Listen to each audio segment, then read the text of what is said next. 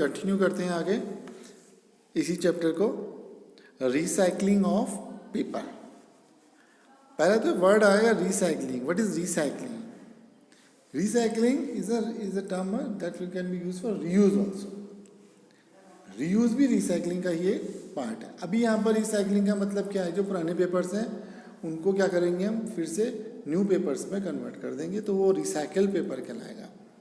Recycles polythenes भी होते हैं, रिसाइकलिंग प्लास्टिक भी होती है। इसका कारण क्या है और रिसाइकलिंग की ज़रूरत क्यों पड़ी? क्योंकि हम जानते हैं कि जब भी हम पेपर बनाते हैं, ठीक, तो उससे क्या होता है, वो पेड़ों से काट के बनाया जाता है। पेपर बनाने के लिए हम पेड़ों की कटिंग करनी पड़ती है। तो पेड़ों को बचाने के लिए हमको क्या बचाना है? पेपर बचाना है। Each student saves at least one sheet of paper in a day. We can save many papers in a year. अगर एक शीट ऑफ पेपर भी एक बच्चा बचाता है एक दिन में, तो एक साल में हम कई सारे पेड़ों को बचा सकते हैं। We should save, reuse, used paper and recycling. तो सेव भी करना है हमको, यानी कि जबरदस्ती पेपर यूज नहीं करना है, ठीक है, रीयूज करना है पेपर का, and we have to recycle it. By this we not only save trees but save energy and water needed for manufacturing paper. क्योंकि पेपर मैन्युफैक्चरिंग में सिर्फ पेपर, ये ट्रीज का यूज नहीं हो रहा है, उसमें क्या हो रहा है, एनर्जी भी लग रही है, इलेक्ट्रिसिटी लगेगी, सब कुछ लगेगा। उसके अलावा वाटर भी बहुत सारा मात्रा में लगता है, क्योंकि उसकी लुगदी बनाई जाती है जिसमें वाटर का यूज़ होता है। उसके अलावा हार्मफुल केमिकल्स का यूज़ होता है पेपर बनाने के लिए।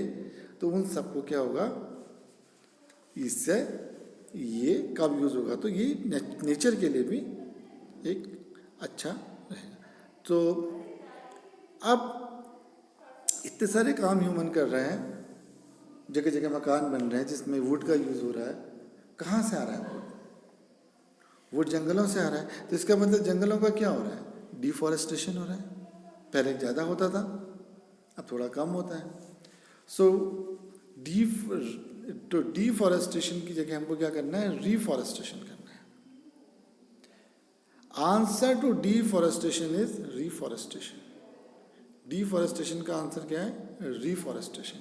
Reforestation is restocking of destroyed forest by planting new trees.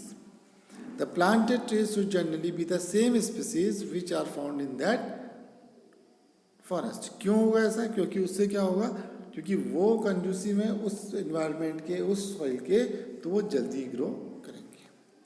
We should plant at least as many trees as we cut. At least यानी कि जितने पेड़ हम काटते हैं करीब करीब उतने ही पेड़ हमको बोने हैं। Reforestation can take place naturally also. If the deforested area is left undisturbed, the reestablish itself. अगर जिस एरिया को हमने डिफॉरेस्टेशन किया हुआ है उसको अगर हम वैसे ही छोड़ देंगे तो कुछ टाइम के बाद वहाँ पर फिर से जंगल बन जाएंगे, यानी कि फिर से पेड़ उग जाएंगे उसी के आसपास के पेड़ों की तरह। We have already caused tremendous damage to our forest. If we have to retain our green wealth for future generation, plantation of more trees is the only option. तो जितना हो सके हमको ट्रीज लगाने चाहिए, ठीक है। तो इसके बाद तो ये हमारी जो बेसिक नीड्स है, जितना कम हम जंगलों का इस्तेमाल करेंगे उतना हमारा क्या रहेगी, ग्रीनरी प्रिजर्व रहेगी, हमारा इकोलॉजिकल बैलेंस बना रहेगा। तो यही इस चैप्टर का क्या है, सार भी है।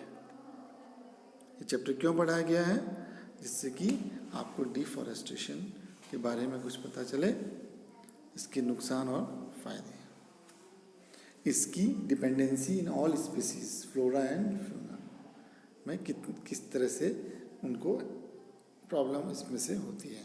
उसके अलावा हमने पढ़ा endangered species, red head book के बारे में पढ़ा, माइग्रेशन के बारे में पढ़ा, रिफॉरेस्टेशन के बारे में हम पढ़ा, डिफॉरेस्टेशन के बारे में समझा, बायोडाइवर्सिटी का मतलब समझा, and wildlife sanctuary, the national park and biospheres, इन तीनों नामों में क्या डिफरेंसेस हैं एक्चुअली में, ये हमने देखा।